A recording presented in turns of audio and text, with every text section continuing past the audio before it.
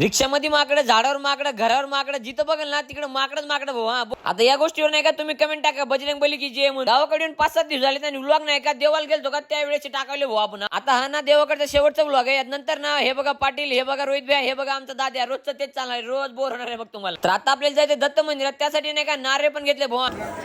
मी नाही का देवाच्या जवळ येऊन दर्शन घेतलंय, तुम्ही नाही का माझा व्हिडिओ बघून दर्शन घेऊन टाका भाऊ. हा फ्री मध्ये असते आपल्याकडे. देवाचं दर्शन वगैरे घेऊन आलो आम्ही डायरेक्ट महाप्रसादाच्या ठिकाणी. मला बेकार भूक लागली, आता मी घेतो घेऊन. आता इथलं दर्शन झालं, आता आम्हाला जायचं अनुसूया माताचं दर्शन घ्यायला. अनुसूया माताच्या मंदिराजवळ आलो आणि जिकडे बघा ना तिकडे नाही का माकड दिसत. इथं येऊन मंदिरात तर नाही गेलो, पण पायऱ्यापासूनच दर्शन घेतलंय. आधी नाही का व्हिडिओ बनवते म्हणून आमची आजी शिव्या द्यायची, आता काय म्हणते बघा मग. मित्रांनो, आम्ही आमच्या गावाकडे चाललो. आमच्या चोंब्याला फॉलो करून घ्या. जमलं ओके म्हणे.